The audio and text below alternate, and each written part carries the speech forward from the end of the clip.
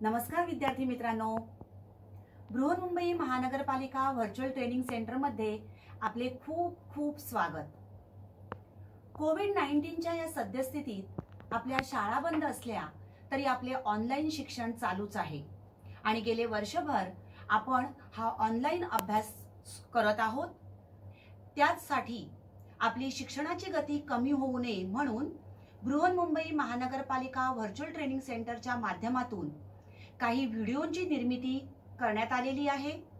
मी निलिमा कदम, आपली व्हर्च्युअल शिक्षिका। आजचा घटक आपण बघणार आहोत गणित भाग 1 इयत्ता 9वी संच सेट्स। विद्यार्थी मित्रांनो, मागील भागामध्ये आपण संच म्हणजे काय तसेच संचाचे प्रकार कोणकोणते आहेत ते जाणून घेतलेले आहे। एकदा नजर टाकूया।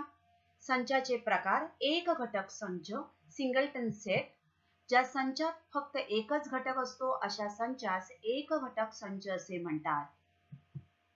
रिक्त संच नल सेट। ज्या संचात दिलेल्या गुणधर्माचा एकही घटक नसतो त्यास रिक्त संच असे म्हणतात। हा संच फाय या चिन्हाने दाखविला जातो।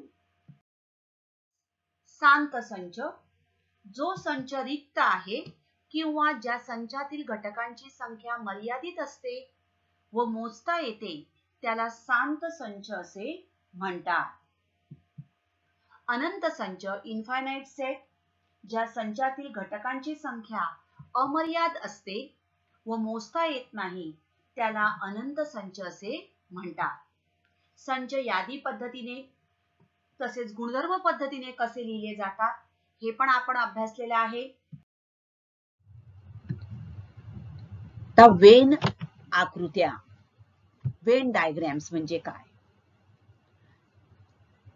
आतापर्यंत आपण बघा संच दाखविण्यासाठी काही वेळेला असा लंबगोल किंवा चौकोन किंवा वर्तुळ यांचा उपयोग केला, म्हणजेच या बंदिस्त आकृत्यांचा आपण उपयोग केला।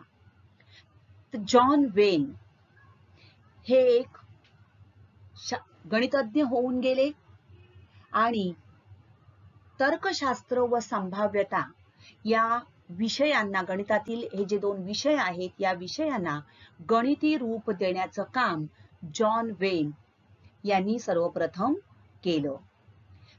संच लिहिण्यासाठी बंदिस्त आकृत्यांचा उपयोग या ब्रिटिश तर्कशास्त्रज्ञांनी केला आणि या आकृत्यांना वेन आकृत्या असं म्हटलं जातं। जॉन वेन यांचा 1834 साली इंग्लंडमध्ये जन्म झाला आणि त्यांनी एक सेट म्हणजे संच लिहिण्याची एक सोपी अशी बंदिस्त आकृती वापरली आणि तिच्या सहाय्याने संच दर्शवणं सुरू केलं आणि म्हणून या आकृत्यांना वेन आकृत्या असं म्हणतात। तर संचांचा अभ्यास करण्यासाठी आकृती किंवा चित्रांचा वापर करण्याची कल्पना त्यांनी सर्वप्रथम मांडली आणि म्हणूनच आपण त्यांना वेन आकृत्या असं म्हणतो।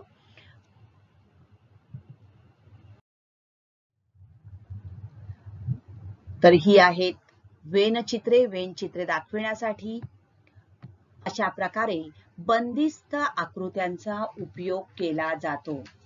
वेन चित्रे दर्शविण्यासाठी बंदिस्त आकृत्यांचा उपयोग केला जातो।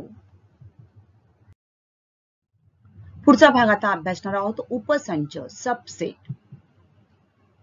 या ठिकाणी वेन आकृतीच्या सहाय्याने आपल्याला दोन संच दाखवलेले आहेत। पहिला संच आहे संच ए, ह्या पर्पल कलरने दाखवलाय। ए संचाचे घटक काय आहेत? ए बरोबर 1, 2 आणि 3 बरोबर। आणि बी या संचाचे घटक काय दाखवले आहेत बघा। बी म्हणजेच काय झाला? हा पूर्ण संच, म्हणजेच हे 1, 2, 3 हे सुद्धा बी चे घटक आहेत। 1, 2, 3 आणि 4, 5 बरोबर। तर या ठिकाणी बघा 4 आणि 5 हे बी चे घटक. आता लक्षात घ्या बी चा घटक 1 2 3 4 5 यातील 1 2 3 हे ए चे घटक आहे. परंतु लक्षात घ्या ए चे घटक जे आहेत हे सर्व घटक बी चे सुद्धा घटक आहेत. अशा वेळेला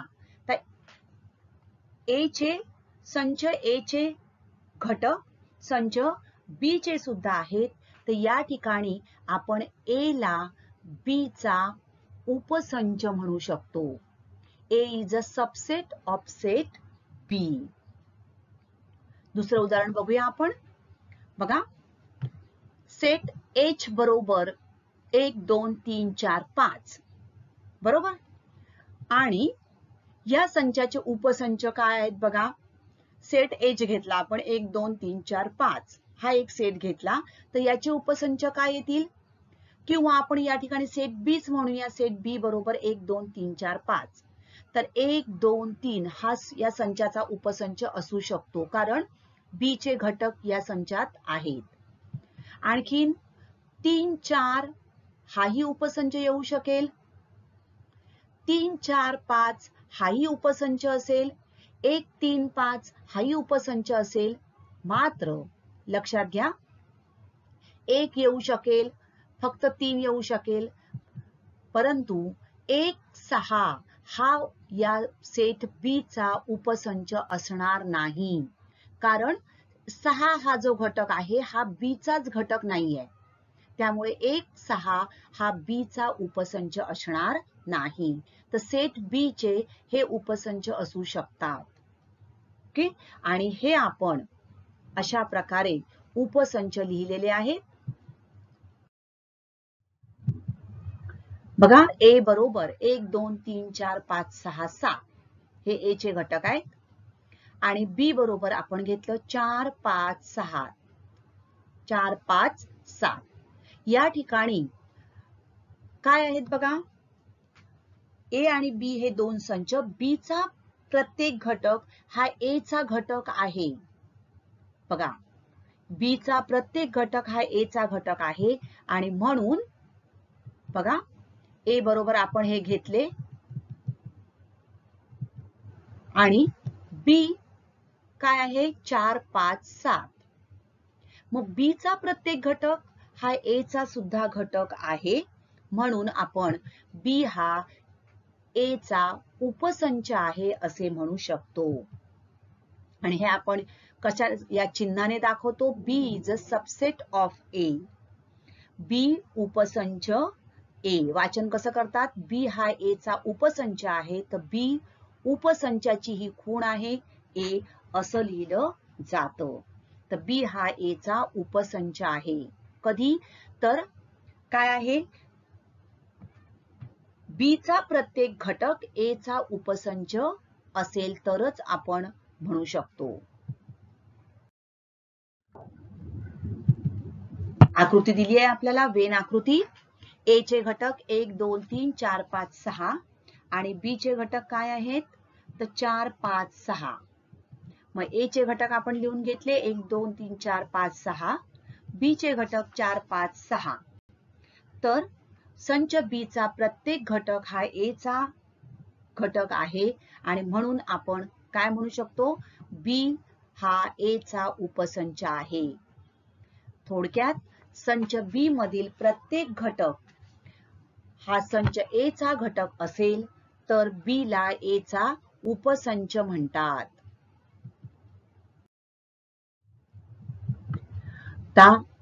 काही गोष्टी या ठिकाणी आपण लक्षात ठेवल्या पाहिजेत. प्रत्येक संच हा स्वतःचा उपसंच असतो कारण प्रत्येक संच जेव्हा आपण लिहितो तेव्हा त्याचे घटक त्या संचाचे घटक असतात म्हणजेच ए सबसेट ऑफ ए. प्रत्येक संच स्वतःचा उपसंच असतो. त्यानंतर रिक्त संच हा प्रत्येक संचाचा उपसंच असतो. रिक्त संच म्हणजे काहीच नाही फाय हा प्रत्येक संचाचा उपसंच असतो. ए बरोबर बी म्हणजे ए आणि बी हे दोन संच समान असतील तर ए हा बी चा उपसंच असेल आणि बी हा ए चा उपसंच असेल, कारण दोघांचे घटक काय आहेत, समान आहेत, सारखेच आहेत. अशा वेळेला ए उपसंच बी तसंच बी उपसंच ए. आणि ए हा बी चा उपसंच असेल, बी हा ए चा उपसंच असेल, म्हणजे दोन्हींचे घटक जर आपल्याला दोन्ही एकमेकांचे उपसंच असतील तर ए आणि बी हे दोन संच समान असतात.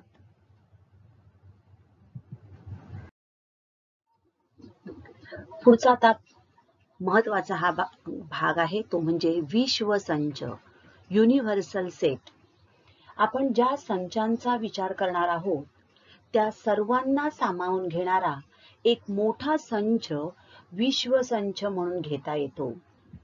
विश्वसंच हा यू या अक्षराने दाखवतात आणि विश्वसंच दर्शविण्यासाठी बघा आयताकार वेन आकृत्यांचा उपयोग केला जातो. आता हा एक विश्वसंच आहे बघा, यू या अक्षराने दाखवला आहे. काय आहे, ए संचामध्ये पेंटॅगॉन, हेक्झॅगॉन, ऑक्टॅगॉन आहेत. सी मध्ये नॅनोगॉन आहे, या ठिकाणी हेप्टॅगॉन आहे. तर हा पूर्ण विश्वसंच म्हणजेच काय, तर वेगवेगळ्या प्रकारच्या या बहुभुजाकृतींचा हा संच आहे. तर ए संच, सी संच या सर्वांचा मिळून तयार झाला तो विश्वसंच यू हा आयताकार आकृतीने दाखवला आहे. दुसरं उदाहरण बघूया बघा. एक्स हा संच कुत्रे डॉग्स, वाय हा संच कॅट्स. पण या दोघांना एकत्र आणणारा म्हणजेच दोन्ही संचांचा एकत्र आपण जेव्हा विचार करतो तो झाला विश्वसंच यू, युनिव्हर्सल सेट. पुढचं उदाहरण बघूया. यू म्हणजेच विश्वसंच हा आहे परिमेय संख्या संच आणि एन हा नैसर्गिक संख्या संच. तर सर्व नैसर्गिक संख्या या परिमेय संख्या असतात, म्हणजेच नैसर्गिक संख्या निवडताना परिमेय संख्या संच हा त्यांचा काय झाला, विश्वसंच असतो. पूरक संच, कॉम्प्लिमेंट ऑफ अ सेट. आता आपण विश्वसंच बघितला. यू हा विश्वसंच आहे आणि जर ए हा यू चा उपसंच असेल, बघा A is a subset of U, A हा यू चा म्हणजे विश्वसंचाचा उपसंच असेल तर ए मध्ये नसलेल्या परंतु विश्वसंच यू मध्ये असलेल्या घटकांच्या संचाला पूरक संच असे म्हणतात. बघा या ठिकाणी हा विश्वसंच आणि हा आहे ए हा एक संच. आता ए हा विश्वसंचाचा उपसंच आहे. अशा वेळेला ए मध्ये नसलेल्या परंतु विश्वसंचात असलेल्या घटकांचा संच म्हणजे झाला पूरक संच. पूरक संच ए डॅश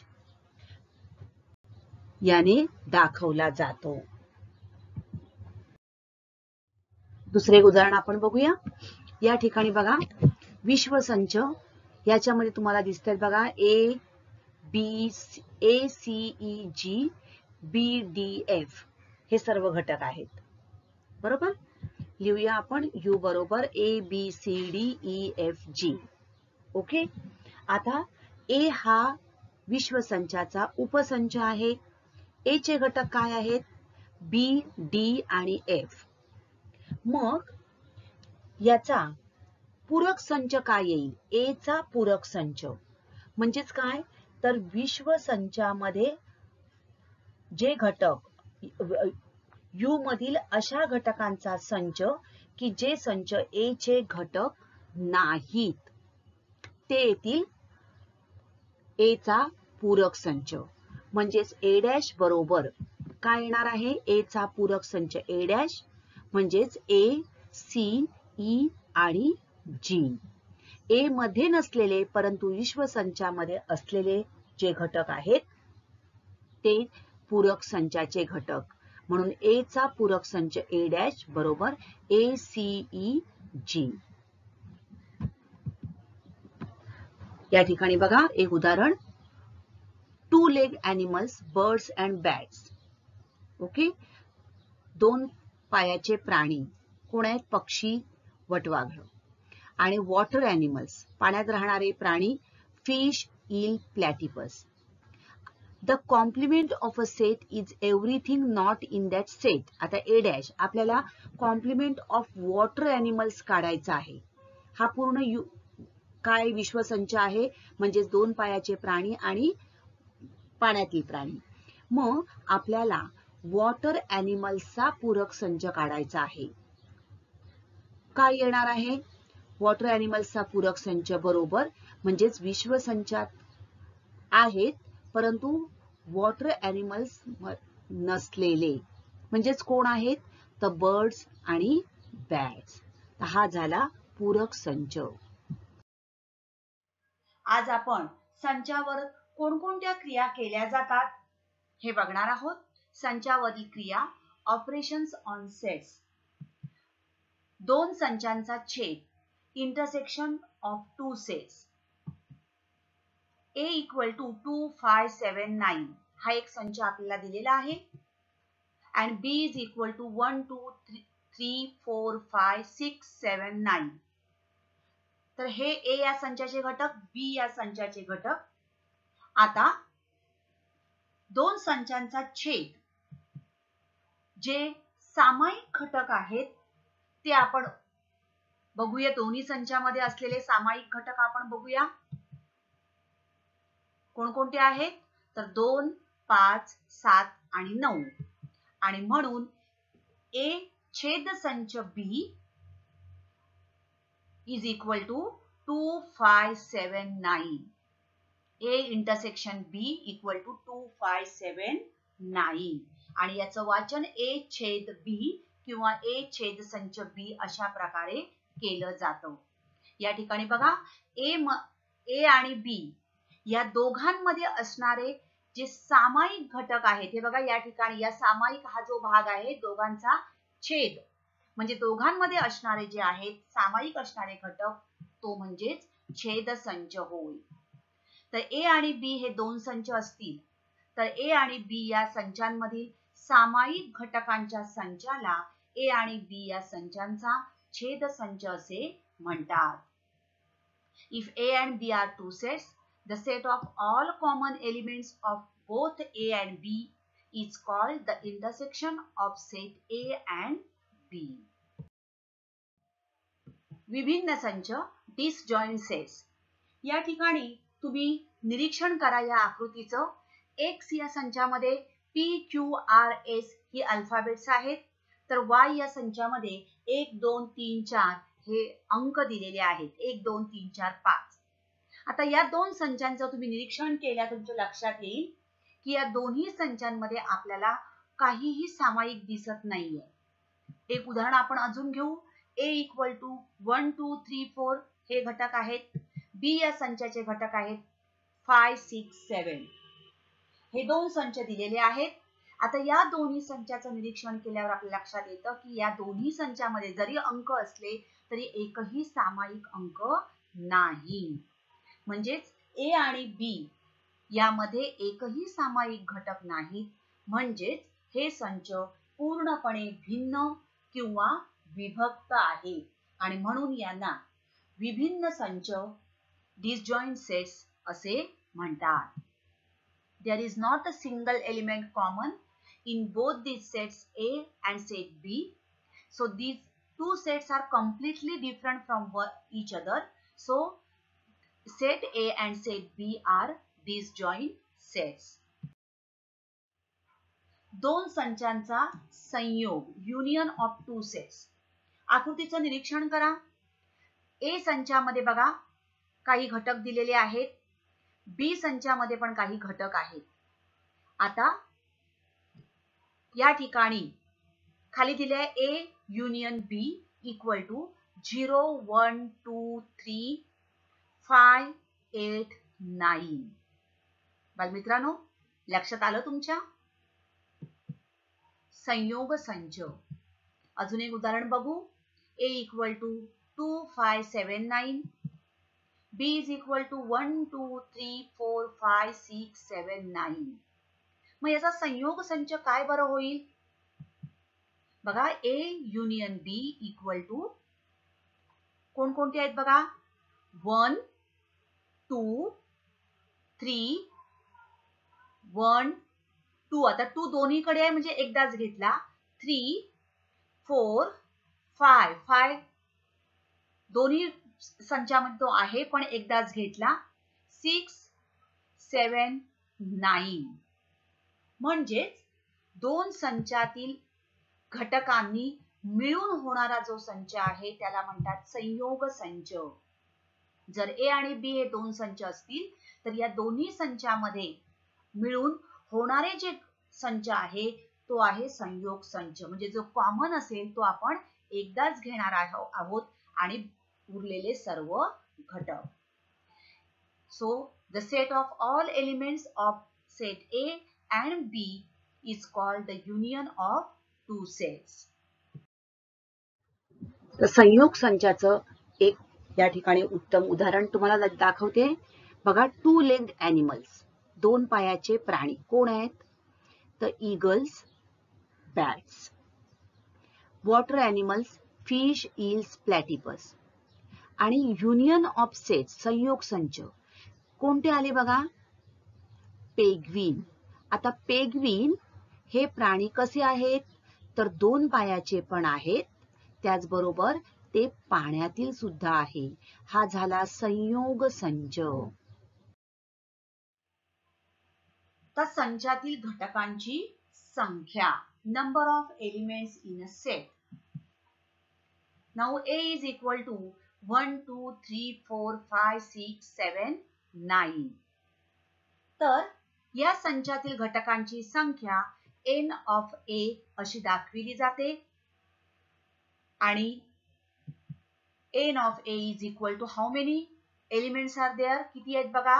1, 2, 3, 4, 5, 6, 7, 8 घटक आहेत आणि म्हणून n of A equal to 8. अजून एक उदाहरण घेऊया. B is equal to 1, 2, 3, 4, 5. Therefore n of B is equal to 5. या ठिकाणी 5 घटक आहेत. पुढील वेन आकृतीवरून सर्व संच लिहा. वेन आकृती आपण अभ्यासलेली आहे. आता या आकृतीवरून आपल्याला दिलेले संच लिहायचे आहेत. बघा काय काय आपल्याला सांगितले आहेत. पहिला सांगितलंय संच A. A is equal to, आता A हा संच तुम्हाला या ठिकाणी दिसतोय बघा. तर A या संचात असणारे सर्व घटकांची आपल्याला नावं लिहायची आहेत. तर X, Y, Z आणि M, N. X, Y, Z, M, N. हे कोणत्या संचात आहेत? A संचात. जरी हा M, N इथे असले तरी तो A संचाचे पण ते 2 घटक आहेत. B संचाचे घटक बघूया आपण. बघा आता P, Q, आपण दुसरा रंग वापरू याला. P, Q, R आणि M, N हे सुद्धा B मध्ये आहेत. म्हणजे B is equal to P, Q, R, M, N. A union B. आपल्याला आता काय घ्यायचं आहे? संयोग संच घ्यायचा आहे. A union B. आता युनियन मध्ये आपल्याला काय करायचं आहे? सामायिक घटक जे असतील ते एकदाच घ्यायचे आहेत. बघूया आपण लिहूया. तर बघा X, Y, Z, P, Q, R हे येणार आहेत आणि M, N हे कॉमन आहेत दोन्हीला, त्यामुळे ते एकदाच आपण लिहिणार आहोत. पुढचा आपल्याला लिहायचा आहे संच विश्व संच U. आता U मध्ये बघा आपल्याला एक संचातील घटक, B संचातील घटक, त्याचबरोबर या ठिकाणी बघा S आणि T हे सुद्धा घटक आहेत आणि म्हणून U बरोबर X, Y, Z, M, N, P, Q, R, S, T. A dash म्हणजेच A चा आपल्याला पूरक संच लिहायचा आहे. हा येणार U मायनस A म्हणजे विश्व संचामध्ये असलेल्या पण A मध्ये नसलेले घटक. बरोबर. मग आता बघा काय येईल. X Y Z M N हे जे आहेत हे आपल्याला घालवावे लागतील. म्हणजेच आले घटक P Q R S T. M आणि एन हे पण आहेत या ठिकाणी. नेक्स्ट बी डॅश म्हणजेच काय यू मायनस बी. म्हणजे विश्वसंचातून बी मध्ये असलेले जे घटक आहेत ते आपल्याला घालवावे लागतील. बी मध्ये कोणते आहेत तर P Q R M N हे आहेत. मग ते सोडून उरलेले म्हणजेच एक्स वाय झेड आणि S T. Next A union B dash. आता ए युनियन बी आपण काढलेला आहे. म्हणजेच काय ए युनियन बी म्हणजेच आपल्याला सामायिक घटक आपण बघितले कोणते आलेले. या ठिकाणी ए युनियन बी आपण पहिले काढून घेऊ. कोणते येणार X Y Z M N आणि पी क्यू आर. आता ए युनियन बी डॅश काढायचंय आपल्याला. म्हणजेच U minus A union B. मग यामधले जे घटक नाही आहेत ते येणार आहेत. म्हणजेच हे सगळे घटक जाणार एक ए आणि बी मधले. फक्त काय येणार एस आणि टी. आणि म्हणून A union B dash is equal to S T. आता आपण अंक घेऊन हे उदाहरण सोडवू. ए चे घटक बघा 1 2 3 5 7. बी चे घटक लिहूया 1 5 8 9 10. ए युनियन बी दोघांमधले असलेले घटक आपण बघणार आहोत. ए युनियन बी. मग सामायिक जे आहेत ते एकदाच लिहिणार. म्हणजेच 1 2 3 5 7 8 9 10. यू विश्वसंच लिहायचं आहे आपल्याला. आता ए आणि बी मधले आणि उरलेले 4 11 आणि 13 हे घटक पण येणार. म्हणजेच 1 2 3 4 5 7 8 9 10 11 आणि 13. ए डॅश म्हणजेच कोणते येणार यू मायनस ए. ए मध्ये असलेले घटक जाणार. म्हणजेच 1 2 3 5 आणि 7 हे घटक गेले. म्हणजेच उरले किती तर बघा 4 8 9 10 आणि 11 13. बी डॅश. आता बी मधले घटक जाणार आहेत. म्हणजेच कुठले जातील बघा. मी दुसरा रंग वापरते या ठिकाणी. बघा कुठला जातील बी मध्ये कोणकोणते आहेत तर 1 आहे 5 आहे त्यानंतर 8 9 आणि 10. म्हणजेच येतील कोणते तर 2 3 4 7 11 आणि 13. ए इंटरसेक्शन बी. सामायिक घटक आपल्याला लिहायचे आहेत दोघांमधले. म्हणजेच कोणते येणार 1 आणि 5. इंटरसेक्शन छेद म्हणजेच आपल्याला सामायिक फक्त लिहिणार 1 आणि 5. आता संयोग संच आणि छेद संच यातील घटकांची संख्या आपण बघणार आहोत. आता आपण संचातील घटकांची संख्या बघितली. आता या ठिकाणी या आकृतीत तुम्हाला दिसते बघा ए मध्ये असणारे घटक कोणकोणते आहेत 1 2 3 4 5 6 7 8 9 10 हे ए मधले घटक आहेत. आणि म्हणून यांची संख्या बघा 1 2 3 4 5 6 7 8 9 10. म्हणजेच N of A equal to 10. आता बी मधले आपण घटक बघूया. हे 5 6 7 8 म्हणून N of B equal to 8. आता ए ऑफ ए युनियन बी दोघांमध्ये असलेले घटक किती आहेत बघा तर 1 2 3 4 5 प्लस हे 5 10 आणि हे 3 म्हणजेच किती झाले 13. आणि एन ऑफ ए इंटरसेक्शन बी यामध्ये छेदसंचात किती आहे तर 5. आता यावरून आपण एक बघणार आहोत. एक सूत्र आपल्याला मिळणार आहे एन ऑफ ए युनियन बी. बघा एन ऑफ ए इज 10, या ठिकाणी मी 10 घेतले.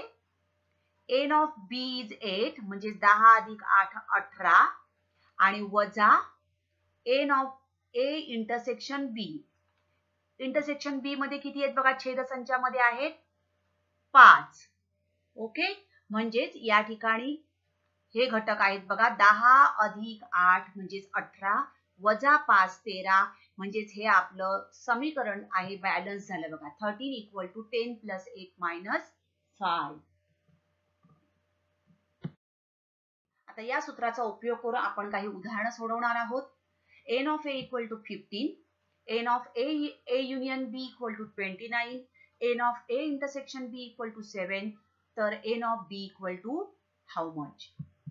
दिलेल्या गोष्टी आपण लिहून घेणार आहोत आणि त्यानंतर पहिले सूत्र लिहिलं, N of A union B equal to N of A plus N of B minus N of A intersection B. किमती घालूया आपण बघा. N of A union B दिले 29, म्हणजे 29 बरोबर 15 अधिक एन ऑफ बी आपल्याला काढायचंय -7. आता 29 बरोबर 15 वजा 7 अशा प्रकारे पण आपण करू शकतो, किंवा 15 आणि 7 याचंही पक्षांतर केलं तर धन 15 झाले, ऋण 15 आणि ऋण 7 धन 7 झाले, म्हणजेच 29 वजा 15 अधिक 7 बरोबर एन ऑफ बी. आणि म्हणून पहिले वजाबाकी करून घेतली, 14 अधिक 7 बरोबर एन ऑफ बी, आणि म्हणून N of B is equal to 21. म्हणजेच बी या संचातील घटकांची संख्या आपल्याला मिळाली 21. उदाहरण आपण बघू. एका वसतिगृहात 125 विद्यार्थी आहेत, त्यापैकी 80 विद्यार्थी चहा घेतात, 60 विद्यार्थी कॉफी घेतात आणि 20 विद्यार्थी चहा व कॉफी दोन्ही पेये घेतात.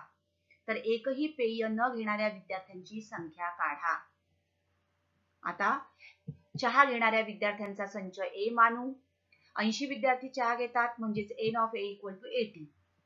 कॉफी पिणाऱ्या विद्यार्थ्यांचा संच बी मानू, म्हणून N of B equal to 60.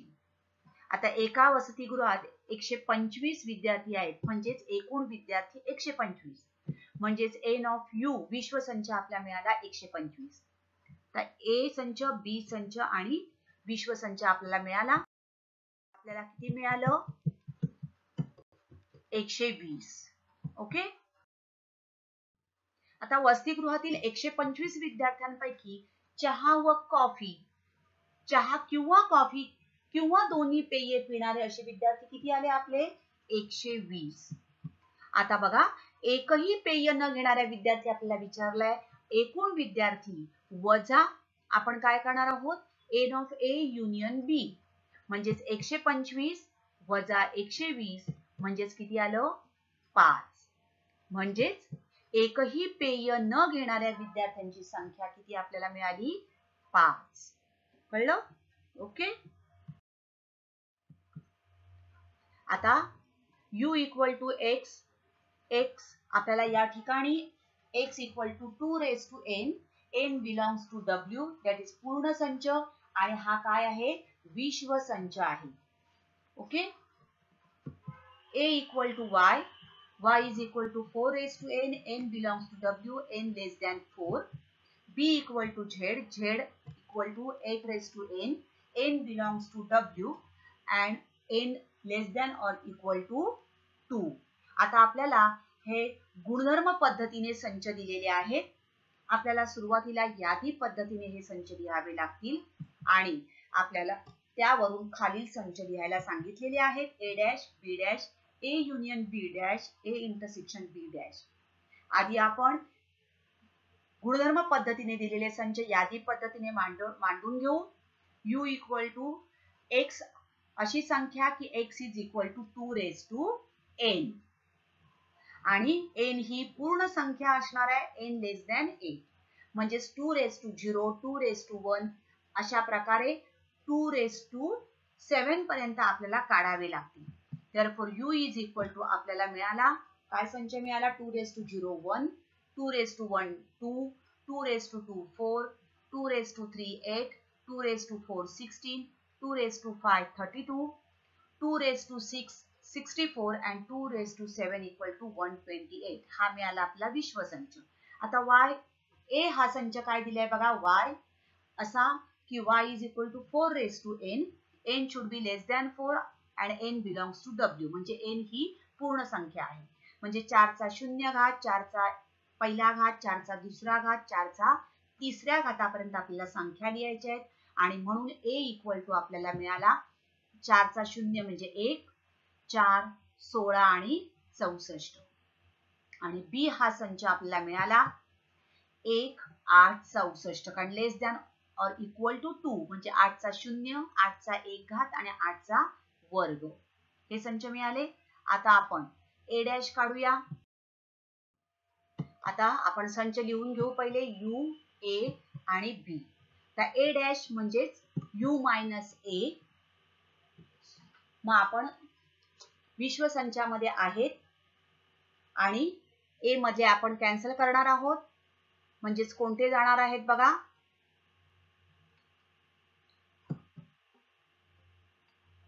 1 गेला, 4 गेला, 16 गेले आणि 64 गेले. उरलेले जे आहेत ते a डॅश आले, म्हणजेच 2, 8, 32 आणि 128.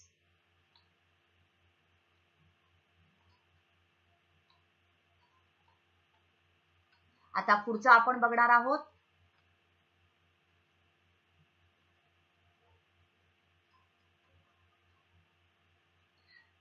b डॅश म्हणजेच u मायनस b. आता b मध्ये असलेले आपण घालवूया, म्हणजेच 1, 8 आणि 64. मग कोणते राहिले बरं, तर 2, 4, 16, 32 आणि 128. आता आपण a युनियन b डॅश, पहिले आधी a युनियन b लिहून घेऊ आपण. दोन संचातील घटकांनी मिळून होणारा संच आपण पहिले लिहून घेऊ, a युनियन b. म्हणजेच बघा 4, 1, 4, 8, 16 आणि 64.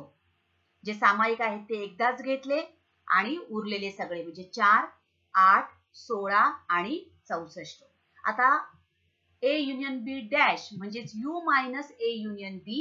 आता हे जे आहेत हे आपण घालवणार, म्हणजेच कोणते गेले बघा, तर 4, 8, 16 आणि 64 हे जाणार आहे. मी गोल करते, 4, 8, 16 आणि 64 हे गेले. उरलेले सगळे येणार आहेत a युनियन b डॅश, म्हणजेच 1, 2, 32 आणि 128. a इंटरसेक्शन b डॅश, आधी आपण a इंटरसेक्शन b घेऊ. कोणता येणार आहे, 64, जे कॉमन आहेत तोच येणार आहे इंटरसेक्शनला, म्हणजे 64. मग आता a इंटरसेक्शन b डॅश म्हणजेच u minus a intersection b, म्हणजेच आपल्याला मिळणार आहे 1, 2, 4, 8, 16, 32 आणि 128. 64 फक्त जाणार आहेत, बाकी सगळे घटक आपल्याला मिळणार आहेत. त्या पार्थने वृक्ष संवर्धन सप्ताहात 70 झाडे लावली, प्रज्ञाने 90 झाडे लावली, दोघांनी मिळून 25 झाडे लावली. तर पार्थ किंवा प्रज्ञा यांनी एकूण किती झाडे लावली. आता पार्थने लावलेल्या झाडांचा संच a मानू, म्हणून n of a equal to 70. प्रज्ञाने लावलेल्या झाडांचा संच b मानू, म्हणून n of b equal to 90. दोघांनी मिळून 25 झाडे लावलेली आहे, म्हणजेच काय येणार आहे, n of a intersection b, छेद संच दिलेला आहे 25. n of a union b equal to n of a plus n of b minus n of a intersection b. 70 अधिक 90 वजा 25, 160 वजा 25 बरोबर 135. आणि म्हणून पार्थ किंवा प्रज्ञा यांनी एकूण 135 झाडे लावली. खालील उदाहरणात छेद संच लिहा. C आणि D तुम्हाला दिलेले आहेत, दोन संच गुणधर्म पद्धतीने दिलेले आहेत. तुम्ही यादी पद्धतीने पहिले संच लिहून घ्या आणि त्यानुसार त्यांचा दोघांचा छेद संच लिहा. C intersection D. खालील उदाहरणात संयोग संच लिहा. आपल्याला E आणि F हे दोन संच दिले आणि यांचा संयोग संच लिहायला सांगितलेला आहे. तर अशाच प्रकारची उदाहरणं आपल्या पाठ्यपुस्तकात सुद्धा दिलेली आहेत, ती तुम्ही सरावासाठी सोडवून पहा. तर अशाच प्रकारचे व्हिडिओ पाहण्यासाठी PMC VTC मराठी या चॅनेलला लॉग इन करा आणि सबस्क्राईब करा. त्याचबरोबर नवीन व्हिडिओचे नोटिफिकेशन मिळविण्यासाठी बेल आयकॉनलाही क्लिक करा. थँक्यू. तर आजचा घटक आवडला ना? अशीच माहिती मिळवण्यासाठी या चॅनेलला सबस्क्राईब करा आणि हे व्हिडिओ पुन्हा पुन्हा पहा. पुन्हा भेटणार आहोत पुढच्या भागात. थँक्यू.